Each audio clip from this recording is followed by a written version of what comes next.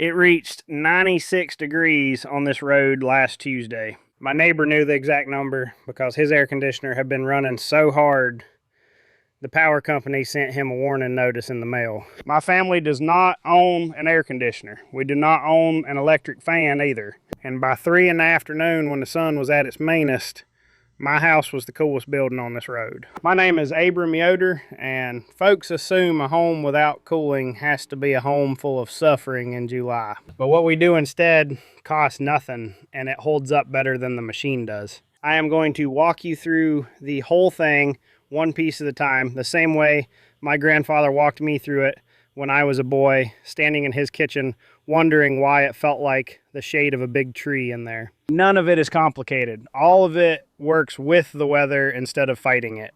And it starts with something you would walk right past. It starts with the walls. When most builders put up a house today, they are thinking about how many rooms they can fit and how fast they can close it in.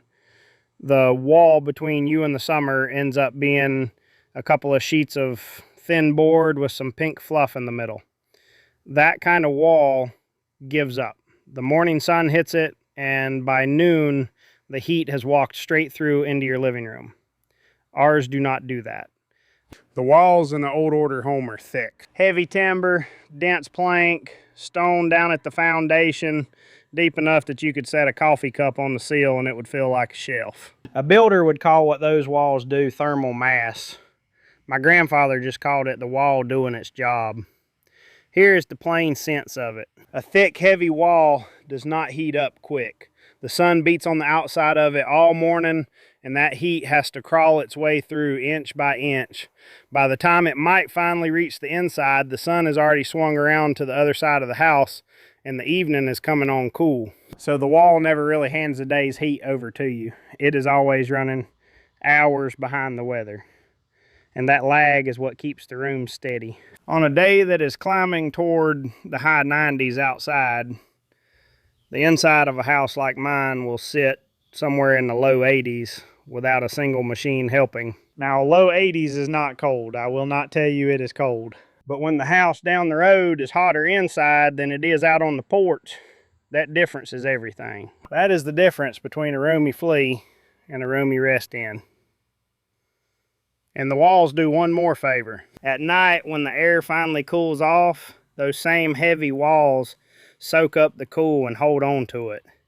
So while everyone else is starting their machines back up at sunrise, we are still living off last night's cool air, stored right there in the timber. But the walls are only half of it. A wall can hold a house steady. It cannot bring in fresh, cool air on its own. That part is a job you do by hand, and my family does it on a schedule. When it gets hot, folks throw open every window in the house and hope a breeze wanders in. That is the surest way to fill your home with hot air. We do the opposite, and we do it by the clock. Early, while the air is still cool from the night, we walk the house and read the sun. The windows on the side the sun is about to punish, the south and the west, get shut and latched before the heat builds, usually by 9 or 10 in the morning. Those stay closed all through the worst of the day. The windows on the shaded side, the north side, and anything sitting under a tree, those we crack open. What that does is set up a current. Cool air slides in low through the shaded windows, moves across the rooms, and pushes the warm air along in front of it. Then, up high in the second floor or up in the attic, we leave a window open just a crack. Hot air rises. It always has. So the heat that gathers over the course of the day has somewhere to go. It climbs up and slips out the top, and that pulls fresh air in down below to take its place. You get a slow, steady pool of air through the whole house, and not one thing is spinning or plugged in to make it happen. Cool comes in where it is shadiest, warm leaves where it is highest. The house breathes. The timing is the whole trick, though. When that sun is straight overhead and hammering down, nearly everything stays shut. You are holding the cool of the morning inside like water in a bucket, and you do not go poking holes in the bucket at noon. Then the moment the sun drops and the evening air turns, we open the house back up, top to bottom, and let the cool of the night come flooding through. Now, opening the right window is only worth so much if the sun is still pouring straight through the glass. Glass is the weak spot in any wall. So we have a second line of defense that sits right over the window, and it gets moved more times in a day than most folks move at all. The shutters, not the little decorative kind nailed to the wall that never move. Ours are real thick wood, hung on hinges, and they get worked all day long. It goes like this. Morning comes, and before the sun gets its full strength, the shutters on the south and the west get closed up tight. That stops the sunlight before it ever touches the glass, before it can turn a window into a little oven baking your room. Meanwhile, the shutters on the shaded side stay open to let that morning draft keep moving through. Then all day, the shutters follow the sun across the sky. As the sun clears past one window, those shutters can open again for air, while the shutters on the next window over swing shut to take their turn blocking it. It is a slow dance that follows the light around the house from morning to night. In the evening, it runs in reverse. East side first as the afternoon fades, then the south, and finally the west once the sun has dropped low enough that it is not glaring in anymore. A room with the shutters closed through the worst of the sun will sit a good deal cooler than the same room with the glass left bare. You can feel it the second you step in. It goes from a bright, warm room to a dim, still, cool one. And behind the shutters, we hang heavy curtains. Not thin, pretty ones. Thick cloth, wool or heavy cotton, the kind that stops the heat from radiating in even when a shutter has to be open. That heavy cloth traps a pocket of still air between the window and the room, and that little cushion of air is one more thing the heat has to fight through to reach you. On the very worst days, some families will hang an extra quilt right over the window that takes the hardest sun. It looks like nothing, it works like a wall. So the walls hold the house steady, the windows breathe on a schedule, and the shutters keep the sun off the glass. That handles the heat coming in from outside. But there is a whole other source of heat, and it comes from inside the house. It comes from the kitchen. And that one we solved by moving the kitchen out the door. Nothing heats a house faster than cooking a big meal on a hot day. A modern home answers that by turning the cooling up higher and paying for it on the next bill. My people answered it a long time ago by just carrying the kitchen outside for the summer. A summer kitchen is a separate little building or sometimes a room off the side of the house with its own way to let the heat escape. And when I say kitchen, I mean a real one. A wood cook stove, counters to work on, room to store what you need. Some of the summer kitchens I have stood in are better set up than the indoor kitchens a lot of folks have. The reason is simple. When the women are canning tomatoes in August or baking bread or putting up food for the winter, all that stove heat and steam belongs outside. It stays out in that little building where it does no harm. Down the road, a family doing that same canning indoors is turning their kitchen into a sweat lodge and then wondering why the whole house feels like it by supper. There is more to it than comfort. Keeping the fire out of the main house keeps the fire risk out too, and in the dry end of summer, with the stove running hot for hours, that matters. The other thing, and this is the part I did not appreciate until I was grown, is that it pulls people together. A summer kitchen is roomy and cool, so several hands can work a big canning day side by side without wilting in the heat.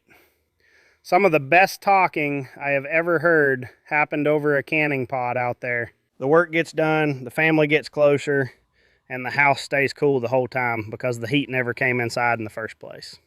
Now, keeping heat out of the house is one thing, but there is a way to stop a lot of that heat before it even reaches the walls. And for that, we do not build anything at all. We plant. We do not scatter trees around a place for looks. Every tree near an old order home is standing where it is on purpose.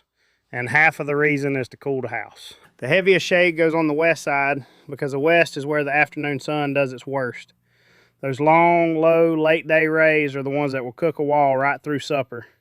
And a big oak or maple standing in the right spot catches all that before it ever lands on the house.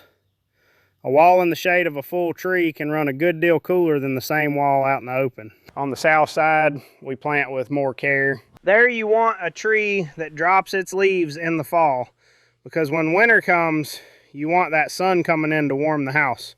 So a leaf shedding tree gives you deep shade all summer when the leaves are full, and then it bears itself in autumn and lets the winter sun right through. The tree changes with the seasons on its own. Nobody has to do a thing. We train grapevines and climbing plants up along the walls too, and those do something a wall cannot. A leaf pulls water up and breathes it out into the air. And when that water leaves the leaf, it carries a little heat away with it. A wall covered in living green is a wall with its own cool breath running over it all day. Here is the part that tells you the most about how my people think. A tree you plant today will not throw real shade for 10 or 15 years. The man who plants it will be old before it shades his window, and some of them will be gone. We plant them anyway, for the grandchildren who will sit in that shade. My grandfather planted the maple that cools my west wall right now. I never got to thank him for it.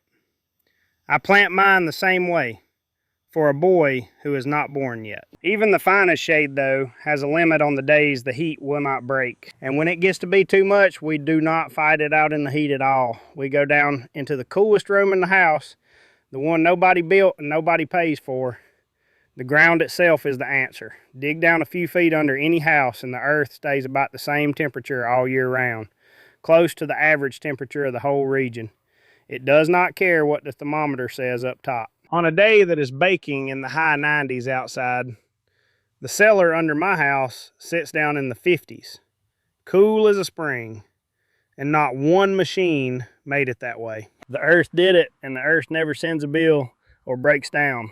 So on the worst days of the year, the whole family just moves downstairs. When it gets above the mid-80s up top, the cellar becomes the center of the house. The children play their games down there. The grown folks bring their mending and their crafts. We take meals down where it is cool. And on the nights that stay too warm to sleep upstairs, some of us carry quilts down and sleep in the cool of the ground. A lot of our cellars are built with that in mind. Room to spread out, a little light from small windows up high, space for the whole family. It is not a dark hole for storing jars. In July, it is the best lived-in room we have. It earns its keep other ways too. The cool keeps the root vegetables and the dairy and the put-up food from spoiling, so it is doing that work at the same time it keeps us comfortable. And the fine handwork, the sewing, and the whittling goes better when the person doing it is cool instead of dripping and worn out. The beauty of the cellar is that it works hardest exactly when you need it most. The hotter it gets up top, the bigger the gap between upstairs and down, and the more that cool ground pulls you toward it. A machine costs the most on the hottest day.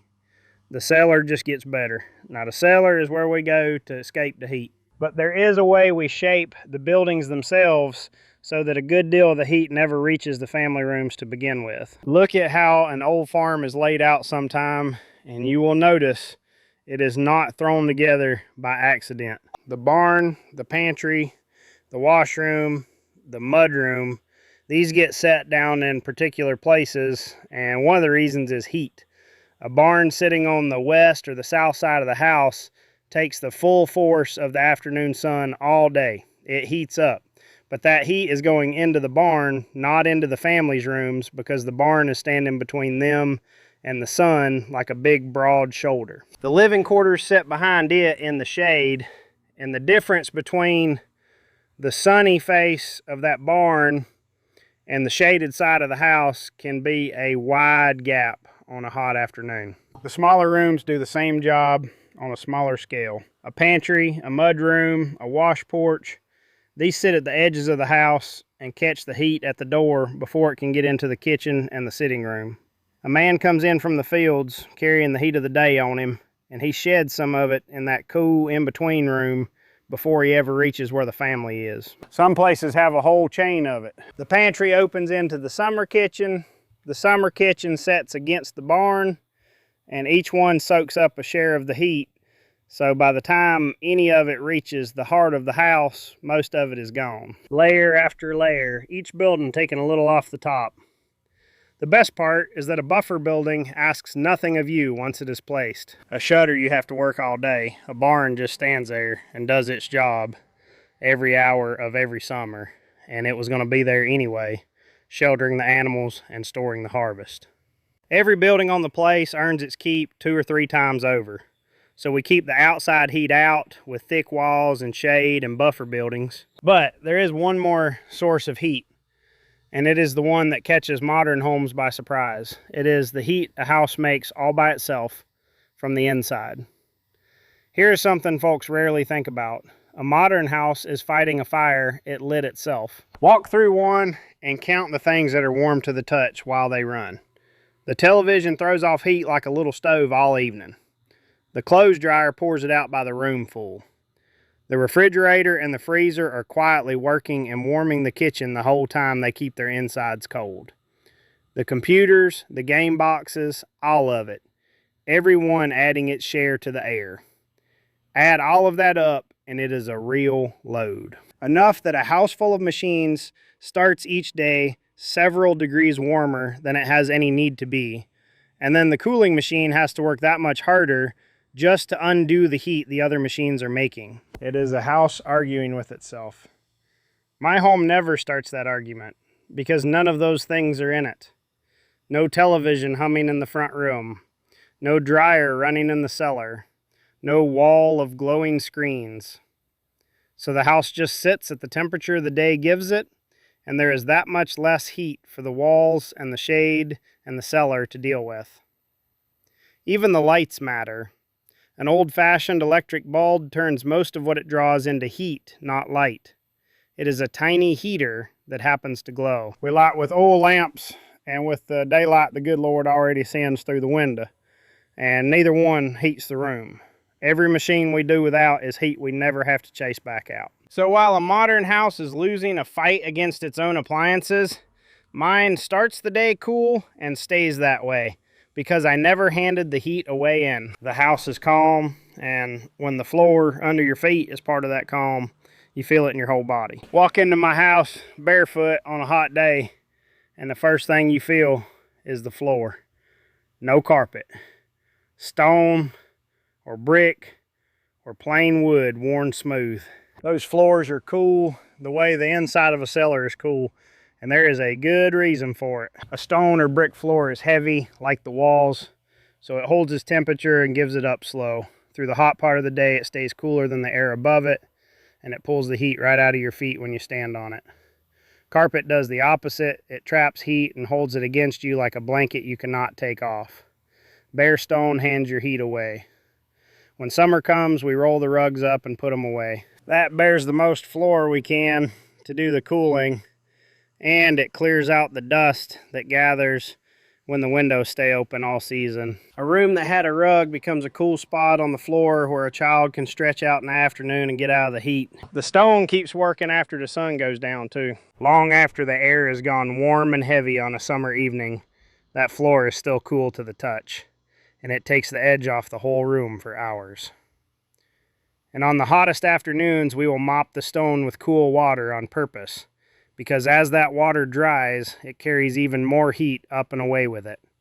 A wet stone floor is a cool stone floor, and it costs a bucket of water in a few minutes. Which brings me to the last of it, and the oldest of it, because water has been cooling people down since long before there was a wire strung anywhere.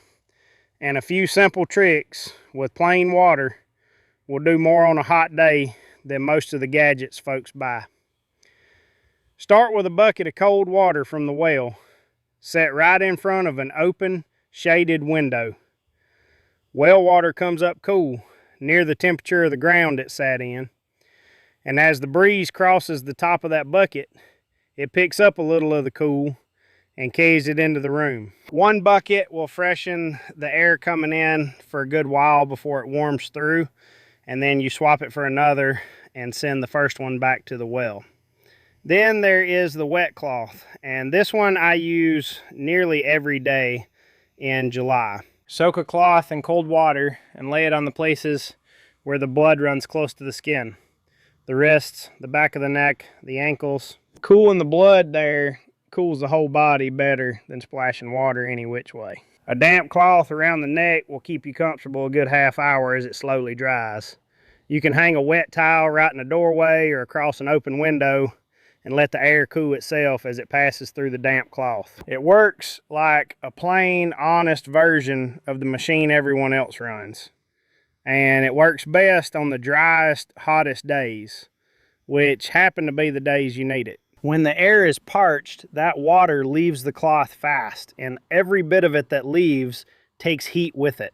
None of these water tricks stand alone. They are the last touch on top of everything else. The thick walls, the shade, the breathing windows, the cellar, the cool floors, and then the water to carry away whatever heat is left. Put it all together, and you have a house that stays comfortable through the hardest summer with no bill, no noise, and nothing to break.